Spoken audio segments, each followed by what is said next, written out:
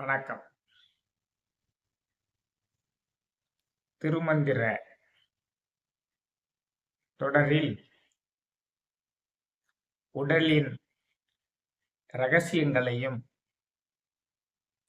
உயிரின் இயக்கங்களையும் பார்த்து வருகிறோம். திருமூல தெய்வம் மிக அற்புதமாக சிறிது சிறிதாக அந்த உடலின் இரகசியங்களையும் உயிரின் இயக்கங்களையும் நமக்கு அற்புதமாக புரிய வைக்கிறார். அந்த வரிசையில் இன்று திருமந்திரம் 8ஆம் தந்திரத்தில் உடலில் பஞ்சபேதம் என்ற தலைப்பின் கீழ் வரக்கூடிய 13வது பாடல், சில புத்தகங்களில் 12 என்றும் போட்டிருக்கலாம். இந்த பாடல் உடலை பிரிந்த உயிர் எவ்வாறு மீண்டும் வேறொரு உடலை எடுத்துக்கொண்டு பிறக்கிறது என்பதை திருமூல தெய்வம் சொல்லக்கூடியது. அந்த பாடலையும் பார்த்து அதனுடைய பொருளையும் அது சார்ந்த விளக்கங்களையும் பார்க்க போகிறோம். அந்த பாடல்: உண்டு நரக சொர்க்கத்தில் உள்ளன, உண்டு நரக சொர்க்கத்தில் உள்ளன, கண்டுவிடும் சூக்குமம் காரணமாச் செல, பண்டு தொடர பரகாய யோகி போல், பிண்டம் எடுக்கும் பிறப்பிறப்பெய்தியே. செய்தி என்னது? பிண்டம் எடுக்கும் பிறப்பு பிறப்பு எய்தியே. அந்த உயிரானது மீண்டும் மீண்டும் வேறு வேறு உடலை எடுத்துக்கொண்டு பிறக்கும். எதை போல என்று நம்மளை மாதிரி பக்தியின் ஆரம்ப கட்டத்தில் உள்ளவர்களுக்கு சொல்ல வேண்டும் என்று சொல்கிறார். பிண்டம் எடுக்கும் பிறப்பெய்தியே. மீண்டும் மீண்டும் வேறு வேறு உடலை, பிண்டம் என்று சொல்லக்கூடிய அந்த உடலை அந்த உயிர் எவ்வாறு எடுக்கிறது? தொடர்ச்சியாக நாம் அந்த மந்திர பாடல்களை பார்த்து கொண்டு வரும் பொழுதுதான் நமக்கு அந்த உடலின் ரகசியங்கள் அற்புதமாக விளங்குகின்றன அல்லவா? உண்டு நரக சொர்க்கத்தில் உள்ளன, கண்டுவிடும் சூக்குமம் காரணமாச்சல. அந்த உயிரானது இந்த ஸ்தூல உடம்பை விட்டு பிரிந்த பின்னர் சூக்கும உடம்பையும் காரண உடம்பையும் ஒரு குதிரையாக வாகனமாக கொண்டு அதன் மேல் ஏறி அந்த போர்க்குதிரையும் 2 கால்களையும் முன்னே வைத்து 2 கால்களையும் பின் அதனோடு சேர்த்து பாய்ந்து பாய்ந்து ஓடுவதைப் போல ஓடிச் சென்று எங்கு தங்குகிறது? அந்த உயிர் சூக்ம உடலோடும் காரண உடம்போடும் சேர்ந்து கொண்டு எங்கு தங்குகிறது? உண்டு நரக சொர்க்கத்தில் உள்ளன. இந்த 3மே நரகத்திலேயோ சொர்க்கத்திலேயே இருக்கும். யாருக்கு எந்த இடம் கொடுக்க வேண்டும் என்பது அவரவர்கள் ஈட்டியதுதான்.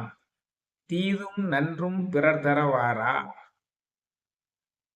நற்பயன்களே நிறைய உடையவர்கள், நல்வினையே ஆற்றியவர்கள், தாங்கள் நல்வினைக்கு ஏற்ப ஒரு லோகத்தில் அந்த சூக்கும உடம்பையும் காரண உடம்பையும் பற்றி கொண்டு அந்த உயிரை வைத்துக் கொண்டு இளைப்பாறிக் கொண்டிருப்பார்கள். பூலோகத்திலிருந்துதான் அந்த உயிர் விடுதலை ஆகிறது.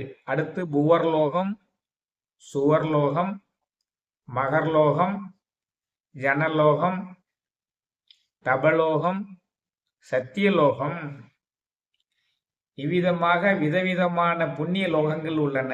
சத்திய லோகம்தான் பிரம்மன் வசிக்கக்கூடிய இடம். ஆக அந்த உயிர் தன் வினைப்பயனுக்கு ஏற்ப நல்வினை ஆற்றி இருந்தால் இந்த சொர்க்கலோகங்களில் ஏதேனும் ஒன்றில் இருக்கும். தீவினை ஆற்றி இருந்தால் 7 கேட்ஸ் ஆஃப் ஹெல் என்று சொல்கிறார்களே அல்லவா?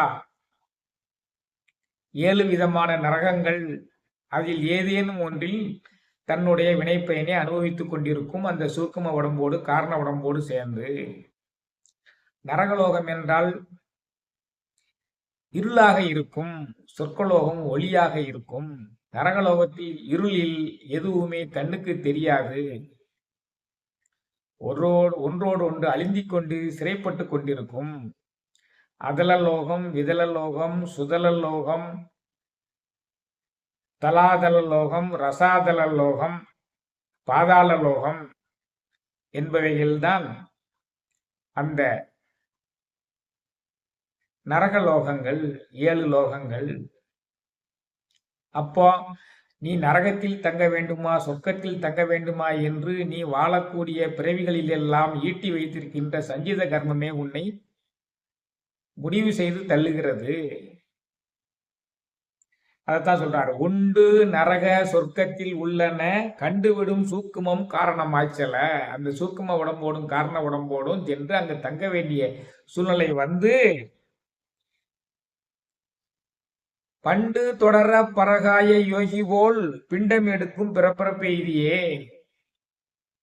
பண்டு தொடர பரகாய யோகி போல் அந்த இன்ப துன்பங்களினுடைய தொடர்ச்சி நீ 7 ஜென்மங்களிலும் ஈட்டி வைத்திருக்கின்ற அந்த கர்ம வினையின் பால்பட்டது. அதனால்தான் அன்புடையவர்களாகவும் அருளுடையவர்களாகவும் இருங்கள் என்று சொல்கிறோம். அன்புடையவர் என்றால் ஒரு மனிதன் மற்றொரு மனிதனை நேசிப்பது. அருள் உடையவர் என்றால் ஒரு மனிதன் சகல ஜீவராசிகளையும் நேசிப்பது. முதலில் அன்புடையவராக வாழ பழகி பின்பு அருளுடையவராக மாறி நாமும் அன்பே சிவமாய் அமர்ந்திருந்தால் இந்த சொர்க்க லோகங்களில் ஒன்றில் இருக்கலாம். அன்பு சிவம் இரண்டென்பர் அறிவிலார், அன்பே சிவமாவது யாரும் அறிகிலார், அன்பே சிவமாவது யாரும் அறிந்தபின் அன்பே சிவமாய் அமர்ந்திருந்தாரே என்கிறது இந்த திருமந்திரம். அன்பே சிவமாய் நாம் இந்த சொர்க்கலோகங்களில் ஒன்றில் அமர்ந்திருக்கலாம். அமர்ந்திருக்கும் பொழுது அந்த உயிரானது வினைப்பயனுக்கு ஏற்ப மற்றும் ஒரு உடலத்தை முன் பாடல்களெல்லாம் சொன்னவாறு ஏற்படுத்தி கொண்டு மீண்டும் வந்து பிண்டம் எடுக்கும் பிறப்பிறப்பு எய்தியே. அது எதை போல? பரகாய யோகி போல். பரகாய பிரவேசம் அது யோகிகளுக்கே உரியது. பரகாய பிரவேசம் என்றால் யோக மார்க்கத்தில் கைதேர்ந்தவர்கள் தங்களுடைய சூக்கும உடம்பையும் காரண உடம்பையும் ஸ்தூல உடம்பில் இருந்தும் பிரித்து அந்த உயிரோடு சேர்ந்து மற்றொரு விரும்பிய ஸ்தூல உடலில் சென்று புகுந்து கொள்வார்கள். அப்படித்தான் சுந்தரநாதனாக இருந்த திருமூலர் மாட்டுக்கார மூலன் இறந்து கிடந்த மாட்டுக்கார மூலனின் உடலிற்குள் சென்று புகுந்து பரகாய பிரவேசம் செய்து அந்த மூலனை உயிர்ப்பித்து இறைவனுடைய திருவிளையாடலால் அந்த மூலனின் உடம்பிலேயே தங்கப்பெற்று திருமூலர் ஆனார். அப்ப எப்படி யோகிகள் வந்து தங்களுடைய சூக்கும உடம்பையும் காரண உடம்பையும் ஸ்தூல உடம்பில் இருந்து பிரித்து வேறொரு உடம்பில் கூடுவிட்டு கூடு பாய்ந்து கொண்டு இருக்கிறார்களோ அதை போல சொர்க்கலோகத்தில் தங்கி இருக்கக்கூடிய சூக்கும உடம்பையும் காரண உடம்பையும் பற்றி இருக்கக்கூடிய அந்த உயிரானது தன்னுடைய வினைப்பயனுக்கு ஏற்ப வேறொரு உயிர் உடல் உண்டான பின்பு அந்த உடலில் வந்து இணைந்து கொள்கிறது. பிண்டம் எடுக்கும் பிறப்பிறப்பெய்தியே. இந்த ப்ராசஸ் தொடர்ந்து கொண்டே இருக்கிறது. எதுவரை? நம்மளுடைய சஞ்சித கர்மத்தில் உள்ள தீவினைகள் அனைத்தும் தீரும் வரை தொடர்ந்து கொண்டே இருக்கிறது. தீவினைகள் அனைத்தும் தீர்ந்து போன பின் இறைவனில் சென்று நிரந்தரமாக தங்குவதற்காக மற்றும் ஒரு பிறவி, அது அருளாளர் என்ற வகையில் பிறந்து அப்பர் சம்பந்தர் சுந்தரர் மாணிக்க வாசகர் போல அவரவர்கள் வினைப்பயனுக்கு ஏற்ற வயதில் கொண்டு இறைவனிலேயே சேர்ந்து விடுவார்கள். ஞான சம்பந்தர் கிட்டத்தட்ட 32 வயசிலேயே இறைவனில் சேர்ந்து விட்டார். அப்பர் சாமிகள் 90 வயதிற்கு மேல் சேர்ந்தார் என்று சொல்கிறார்கள்.